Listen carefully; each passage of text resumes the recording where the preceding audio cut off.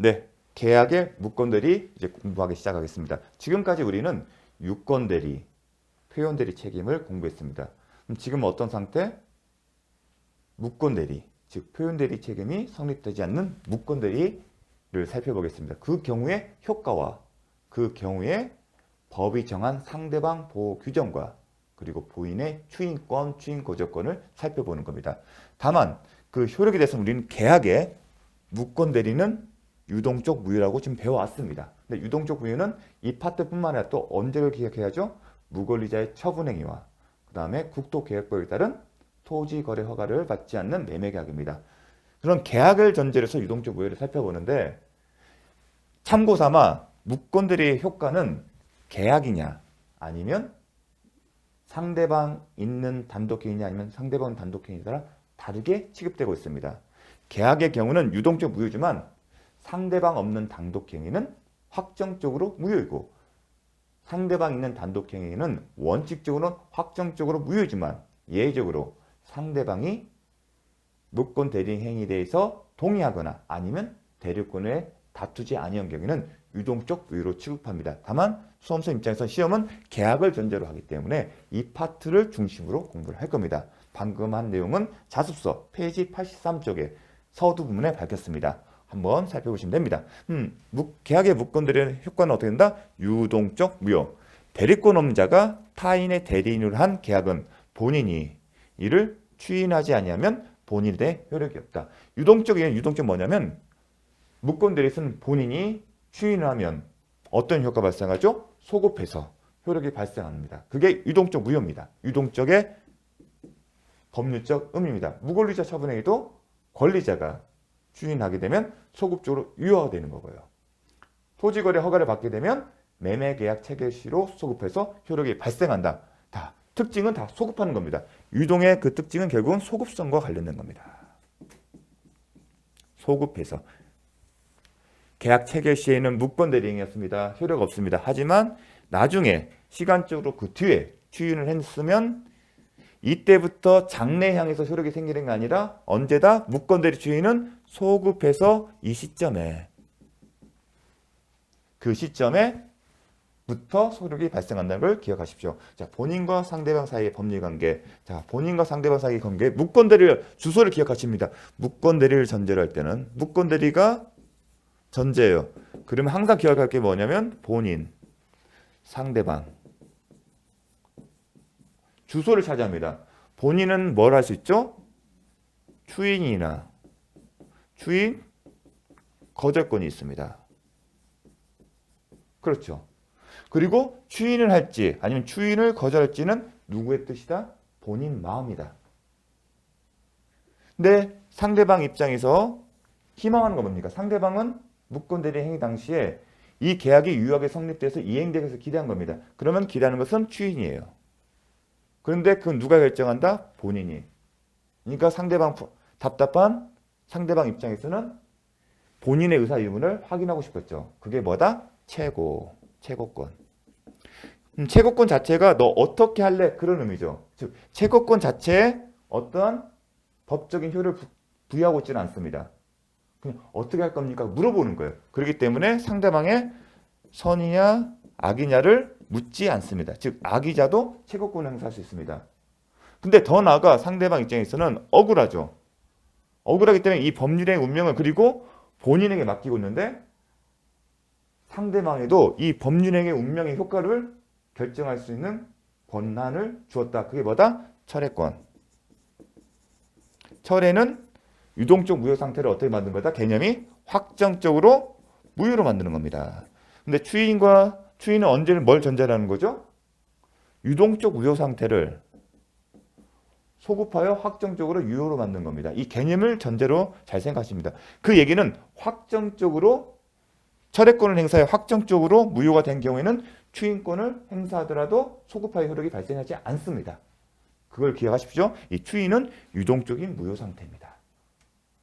자, 그거 하나 나중에 또 중요하게 기억하시고. 근데 철회권은 계약을 효력을 그러면 철회권과 추인권이 충돌할 수가 있죠. 충돌한 경우에 누구 편을 드는 게 합당할까요? 이 상대방은 추인은 결국은 계약을 효력을 인정하면서 계약을 이행하겠다는 그런 의사인 거고 상대방도 처음에는 어떻게 출발했죠? 계약이 유효하게 성립해서 계약이 급부를 이행해서 목적을 달성하는 것. 계약 이행에 초점을 맞췄습니다. 따라서 충돌할 때는 추인을 더 우선시하는 게 당사자들의 의사에 부합할 겁니다. 그 얘기는 이 철회권은 아무 때나 언제까지 시점에 제한 없이 할 수 있는 게 아니라 언제까지 추인이 있을 때까지 추인 전까지만 할 수가 있다는 거. 이게 기본적인 패턴입니다. 자, 본인 추인권, 상대방 채권권, 철회권. 이게 본인과 상대방 사이의 관계입니다. 근데 또 그런데 이게 있죠. 본인, 상대방, 그리고 대리인, 무권 대리인. 자, 본인이 추인권을 행사하게 되면 상대방은 목적 달성하기 때문에 그걸로 계약의 급부를 이행하면 만족할 겁니다. 그런데 본인이 추인을 거절하고 그리고 대리권이 증명되지 않아 더 이상 유효할 가능성, 계약의 이행을 기대할 수 없는 경우에 상대방은 어떻겠죠? 낙심하겠죠. 이게 무슨 경우지?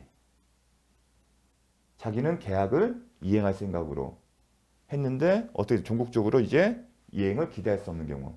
그러한 경우에 그냥 그걸 끝내는 게 좋을까? 아니다. 그러한 상대방의 부활 필요성이 있다. 거기서 생각한 게 뭐다? 무권 대리인 상대로 해서 책임을 추궁할 수 있는 길을 열어놨습니다. 그게 135조입니다. 근데 135조에 어떤 책임을 묻는 겁니다. 근데 무권 대리에게 항상 책임을 묻는 명분이 있어야죠. 무권 대리의 명분은 뭐죠? 대리권 없이 행위를 했다는 겁니다. 상대방과. 넌 대리권 없이 행위했으면 너 명분이 있으니까 네가 책임을 져. 그런데 무권 대리 입장에서 하나의 포인트가 있어요. 그래, 내가 잘못한 건 인정한데 나도 제3자가 나를 속였어. 그런 경우도 나도 책임을 져야 돼? 그게 하나씩 이슈가 되는데 뭐라고 했다? 이 책임은 무권 대리 과실 유무에 상관없이 비록 너한테 억울한 점이 있다 하더라도 상대방을 더 보호하기 위해서 무과실책임을 했습니다. 법정 무과실책임. 그랬기 때문에 무권 대리인 설사 억울한 면, 즉 이 사람도 속았다. 그래서 과실이 없는 경우에도 상대방에게 책임을 져야 합니다. 그러면 무조건 이렇게 상대방의 명분만 갖다 씁니까? 표현대리 책임할 때도 있죠. 본인에게 책임을 기속될 명분이 있어야 할 뿐만 아니라 상대방의 뭐다?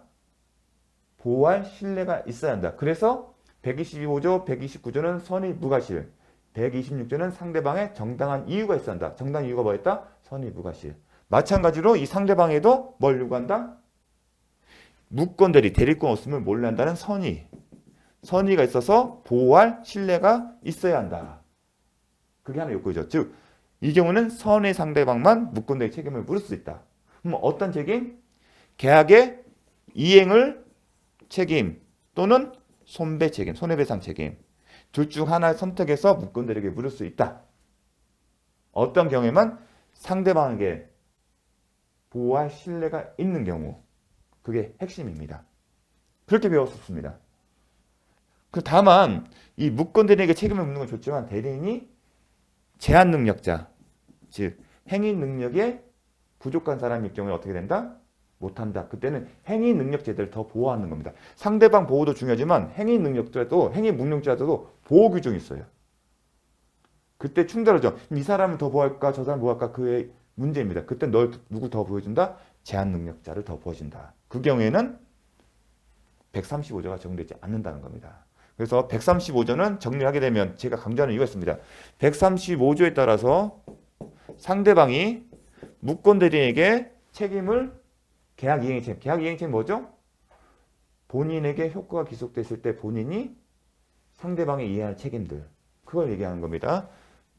어떤 요건? 첫 번째, 상대방이 보호할 신뢰가 있어야 한다. 보호할 신뢰가 있어야 한다. 그게 뭐다? 선의 무과실입니다. 그리고 무권 대리인은 제한 능력자가 아니어야 한다. 특히 보호할 신뢰는 선의 무과실이다. 이게 중요합니다. 즉 상대방의 135의 어떤 기초에서 상대방이 무권 대리에게 책임을 구하려면 전제 조건 뭐야 한다? 상대방이 선의 무과시해야 한다. 악의 경우에는 적용되지 않는다. 이걸 먼저 기억하셔야 합니다. 자, 그러면 하나씩 보도록 하겠습니다. 자, 본인의 추인권. 그 개념이 뭐죠? 무권 대리가 항상 추인은 알고서 하는 겁니다. 무권 대리니까 본인이 무권 대리 행위가 있음을 알고서 그게 항상 전제가 됩니다. 나중에 추인에 나오면 항상 됩니다. 취소할 수 있는 행위도 추인도 마찬가지입니다. 무권리자 처분 행위도 무권리자 처분 행위를 알고서 해야 추인의 효력이 발생합니다. 왜냐하면 추인 자체도 의사표시예요. 의사표시 효력이기 때문에 상황을 알고서 해야 효과가 발생하겠죠. 그렇게 이해하십시오. 알고서 그 행위의 효과를 누구에게? 본인에게 기속시키는 의사표시다. 그런데 이 본인에게 기소시키는 의사표시가 추인이 무권대리이기 때문에 대리인에게 사후적으로 대리권을 수여하는 것이냐? 그런 의미일까요? 아니다. 사후 대리권 수여가 아니라 이거는 일종의 형성권이다. 뭐냐면 형성권의 변이 뭐냐면 무권대리의 대리인에게 대리권을 수여하는 그 사후적 표시가 아니라 무효인 유동적 무효 상태의 법률 효과를 내가 그 효과 인정하겠다는 일방적인 의사표시인 겁니다. 그래서 형성권이다. 형성권은 일방적인 의사표시로 효력이 발생하는 거다. 잘 기억해 주십시오. 사후 대리권 수요가 아니라 형성권이다. 형성권의 개념은 일방적인 의사로 법적인 효과를 부여시키는 겁니다. 근데 추인이 그런 거잖아요. 무효인 것을 내가 효과 기속을 받겠다는 거겠습니까? 근데 상대방은 이미 계약의 목적을 이행을 기대한 거기 때문에 상대방은 당연히 거기에 의사관 추인에 대해서 뭐 동의나 그럴 필요 없습니다. 그렇기 때문에 형성권이기 때문에 상대방이나 무권대리 승낙이 필요하지 않다. 형성권이 나면 승낙이 상대방의 승낙이 필요하지 않습니다. 왜냐하면 형성권 개념은 일방적 의사로 효과를 부여하는 거기 때문에 이 표현 잘 기억해 주십시오. 그리고 알고서 하잖아요. 추인은. 근데 비교할 게 있으면 법정 추인이 됩니다. 취소할 수 있는 나중에 뒤편을 취소할 수 있는 법률행위의 법정 추인이 있습니다. 이 경우에는 알고 있을 필요가 없다. 인식. 취소할 수 있는 법률의 인식을 요하지 않습니다. 왜냐하면 이 법정 추인은 이때 의미와 같은 효력을 확정적인 유동적인 유효. 취소할 수 있는 행위는 유동적 무효가 아니라 유동적인 유효 상태이고 나중에 취소권을 행사하면 소급하여 무효로 만든다. 그래서 유동적 표현을 쓰는 건데 그 법정 추인은 이건 취소권을 배제시키는 거예요. 이 추인의 개념이 효력을 확정적인 유동적인 유효를 확정적으로 무효로 만드는 게 아니라 취소권을 배제시키는 것이기 때문에 인식 자체를 요하지 않습니다. 요거와 시험에 잘 출제됩니다. 추인 개념의 이런 것 때문에 비교해서 기억을 해 주십시오. 자, 추인권. 자, 그럼 추인권자 누굴까요? 본인이고 만약에 본인이 상속하면 그 상속인이 추인을 할 수가 있습니다. 이번에 자, 추인의 상대방은 당연히 원칙적으로 상대방이 되겠죠.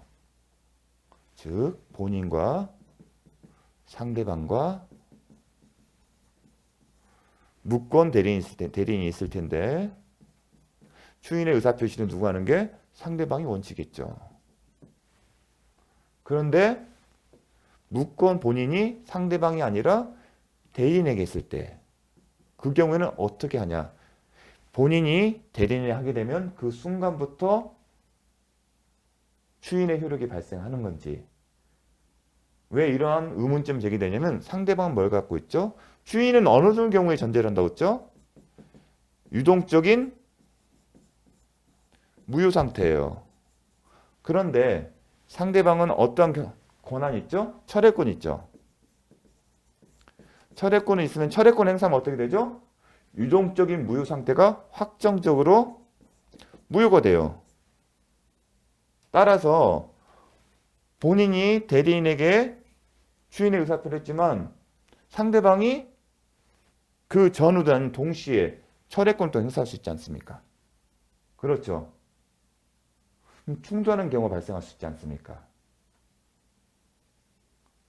이 경우는 어떻게 한다? 상대방의 인식 유무에 따라서 결론을 합니다. 즉 상대방이 본인이 대리인에게 추인의 의사표시를 할 경우 그 효력, 그 효과를 상대방의 주장을 하면 어려운다? 상대방이 알고 있어야 한다. 즉 상대방이 모르면 추인의 의사가 있었다 하더라도 계속적으로 유동적인 무효 상태로 가고 그러한 상태에 있었기 때문에 상대방은 추인의 사실을 알기 전까지는 뭘 행사할 수 있다? 철회권을 행사함으로써 유동적 무효를 확정적으로 무효시킬 수 있습니다. 바로 이거는 철회권과의 관계 때문에 그렇습니다. 자, 그래서 이 부분이 시험에 잘 나옵니다. 볼까요? 자, 84페이지. 페이지 84페이지 동그라미 2번입니다. 이게 잘 나옵니다. 추인의 상대방은 상대방이다. 그런데 무권 대리인에 대하여 추인의 의사표시를 할 수도 있지만 상대방이 그 사실을 안 때에 비로소 상대방에게 대항할 수 있다. 어떤 내용을? 추인의 효력을. 추인의 효력이죠. 유동적 상태가 확정적으로 유효하다. 그렇게 되면 상대방은 뭘 행사할 수 없어요? 철회권 행사할 수 없죠. 철회권은 언제까지 행사할 수 있죠? 추인이 있기 전까지만. 그래서 철회권과 관계에서 이게 지금은 정리를 하는 겁니다. 그래서 이게 시험에 잘 나옵니다. 자, 그 다음에 추인. 하나의 의사표시이기 때문에 묵시적 방법. 항상 묵시적 방법은 가능하다. 그 다음에 추인은 기본적으로 의사표, 이것도 잘 나오죠. 의사표시의 전부에 하는 거지. 추인은 한다, 안 한다 얘기만 할 뿐이지 일부에 대해서만 아니면 내용 변경은 상대방의 동의가 없는 한 효력이 없다. 이 표현 중요해요. 일부 추인이나 내용을 변경한 추인의 의사표시는 상대방의 동의가 없는 한 효력이 없다. 이게 원칙이다. 따라서 일부 내용에 대해서만 추인하거나 아니면 내용을 변경해서 하는 추인은 상대방의 동의가 없는 한 추인을 하더라도 효력이 없다. 즉 무효이다. 예컨대 예를 들어서 임대 기간을 단축해서 임대차 계약을 추인한 경우 효력이 있다 없다? 임대차 계약을 그대로 추인한 게 아니라 내용을 바꾼 거잖아요. 임대차 기간을 기존의 대리인을 통해서 했을 때는 3년인데 이거를 1년을 줄였다. 이게 내용 변경이에요. 이러한 것은 누구의? 임차인의 동의가 없으면 한 효력이 없다. 내용 변경이 바로 이런 경우입니다. 이렇게 해서 출제된 바가 있습니다. 요거는 자, 우리가 항상 할 때 내용 변경만 요거는 이제 계속 출제됐어요. 하지만 이렇게 나왔을 때 이게 내용 변경이구나. 자, 그걸 기억하십시오. 그냥 임대차 계약 전체를 추인하는 게 원칙이고 일부의 추인이나 아니면 내용 변경은 상대방의 동의가 있어야 한다. 중요합니다. 중요하니까 계속 강조를 했습니다. 추인의 효과, 추인이 있으면 계약은 대리행위 당시로 소급하여 효력을 가진다.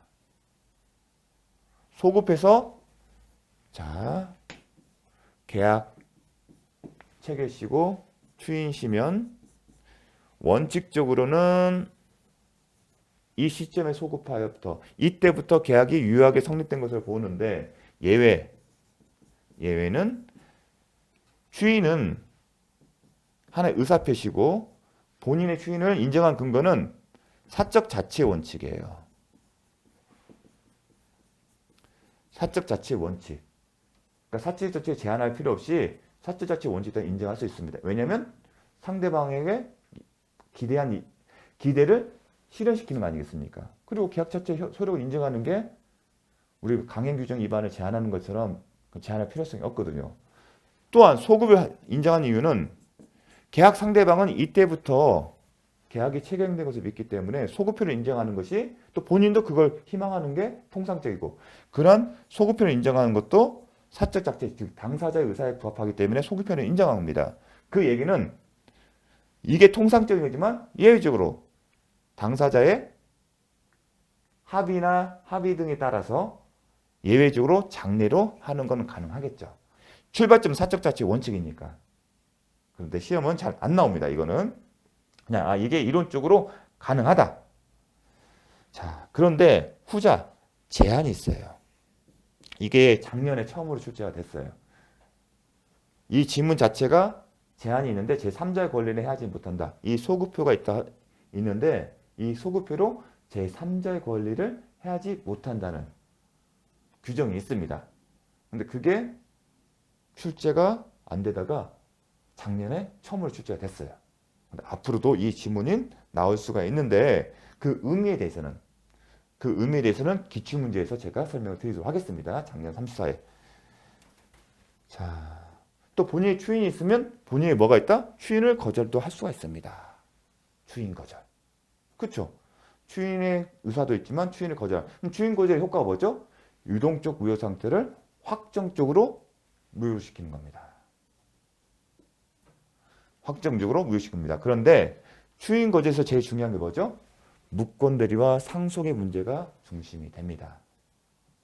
그래서 요 파트도 시험에 잘 나옵니다. 요 파트 시험에 잘 나오는데, 자, 먼저 알 게 뭐냐면, 근데 경우를 나눕니다. 무권 대리인이 본인을 상속한 경우와 본인이 무권 대리의 상속한 경우를 구분해서, 이 핵심의 쟁점은 뭐다? 본인의 상속에 의해서 무권 대리인이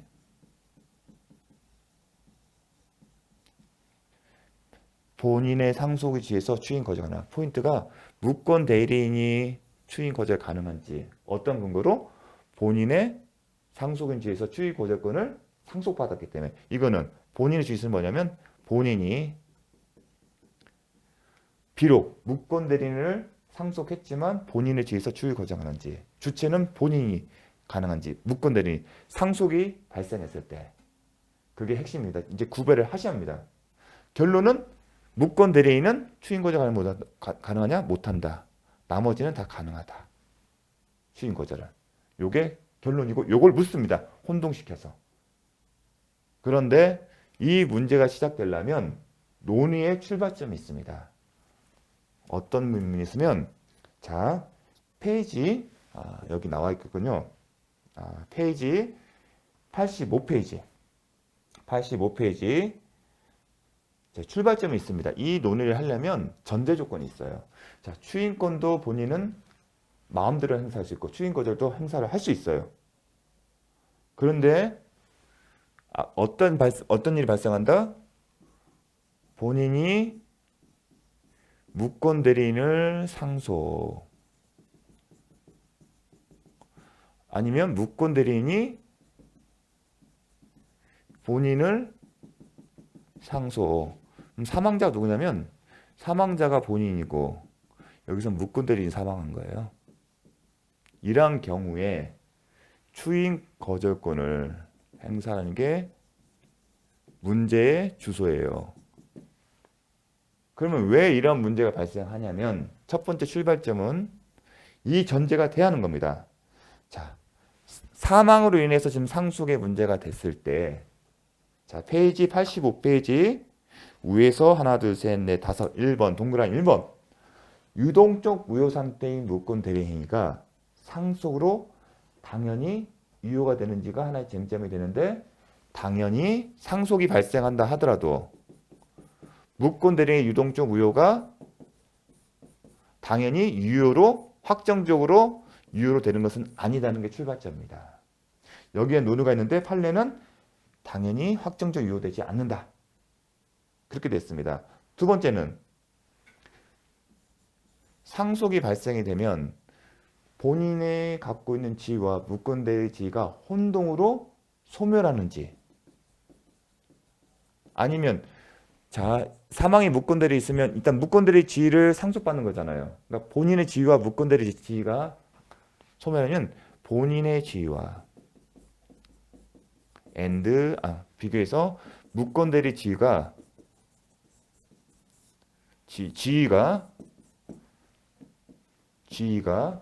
혼동으로 소멸하는 건지, 아니면 병존해서 상속이 발생해도 그대로 가는지 묻는 겁니다. 그런데 판례는 병존한다. 사망으로, 무권 대리 사망이든 본인 사망이든 상속의 사실이 발생하더라도 무권 대리 지위와 본인의 지위는 병존해서 그대로 간다는 겁니다. 그럼 지위가 뭘까? 본인의 지위에서는 뭘까요? 추인권이나, 아니면 무권 대리, 출발점 무권 대리죠. 무권 대리에서 본인의 추인 거절권에 있는 거고요. 무권 대리 지위는 뭘까? 이게 또 출발점이 하나입니다. 무권 대리 지위는 상대방에 대해서, 지금 본인이 추인과 추인 거절권 누구를 상대로 하는 거죠? 상대방이죠. 근데 무권대리 지인에서 상대방이 나오는 건 뭐죠? 135조예요. 135조면 계약 이행의 책임. 그래서 아까 제가 135조를 열심히 설명한 겁니다. 이걸 설명하기 위해서도. 무권대리 지인은 135조의 계약 이행 책임이 있습니다. 그런데 상속에서 확정적 이유로 되지 않고 소멸되지 않고 병존된다고 했잖아요. 병존되고 확정적으로 이유되지 않는다. 요런 게 나오는 배경은 바로 요것 때문에 그래요. 뭐 때문에 135조 책임이 있기는데 135조가 항상 무권대리인이 상대방의 책임이 아니라 어떤 경우? 상대방에게 보호할 신뢰가 있는 경우. 즉 상대방이 선이 무과실행 경우에만 무권대리는 상대방에 대해서 135조의 책임을 집니다. 만약에 상대방이 악이면 무권대리 지위는 없는 거죠. 무권대리 지위가 지위 안에 이건 공백이 되는 거죠. 지금 상대방의 부담할 책임이 없기 때문에 그런 경우라면 병존, 소멸이나 유효 문제가 발생하지 않는다는 겁니다. 그래서 상속이 있어서 확정적 이런 무권대리 그 지위는 상대방이 선악에 따라서 달라지기 때문에 병존하고 확정적 이유로 되지 않는다는 겁니다. 135조의 책임이 일정한 경우만 인정되기 때문에 그 점이 포인트입니다. 그래서 동그라미 3번을 보시면 이 지위가 범죄이기 때문에 4번이죠. 일학 내지 사망의 배경에는 135조에 상대방에 대한 무권대리인 책임은 일정한 요건을 갖춘 경우, 즉 상대방이 선의 무과실에만 인정되는 것이다. 이 지위가. 그렇기 때문에 병존한다는 개념이 나온다는 거고 상속이 있다서 확정적으로 유효가 되는 것도 아니고 더 나아가 무권대리인이 추인 거절 못한다는 게 정답이거든요. 그 논거가 뭐냐면 신의칙 위반이에요. 신의칙 위반이 뭐냐면 이런 논리예요. 무권대리인은 상대방이 선의 무과실인 경우 135조에 기초하여 상대방에게 계약 이행의 책임을 부담할 의무가 있음에도 불구하고 우연하게 본인이 사망하고 그 지위를 본인이 사망하고 상속을 받았다는 그 우연한 사정으로 인해 본인의 지위에서 추인 거절권을 행사하는 것은 신익직사 허용이 안 된다는 논리를 펼치고 있습니다. 논거는. 신의칙 위반이 되려면 이 지위가 혼동으로 소멸되지 않고 병존해야만이 가능합니다. 이런 좀 이해하기 힘들 수도 있는데 신의칙 위반이 그런 거예요. 대리권 하는 거 그랬잖아요. 권한은 있지만 그 권한을 행사하는 것이 남용에 해당되기 때문에 결국 그것도 신의칙 위반이거든요. 넓은 의미에서는. 정의와 형평의 관념에 반하는 거기 때문에 허용을 하지 않는다는 겁니다. 그래서 이렇게 그 논리를 기억을 하시면 돼요. 이게 이런 패턴을 이해하만이 나중에 문제를 맞히는 게 쉽습니다. 그러면 그 밑에 한편 본인의 상속인 지위 내지는 본인의 상속인 지위는 뭐냐면 본인의 상속이면 본인이 사망하게 되면 무권대리인 입장에서는 본인의 상속인이 되겠죠.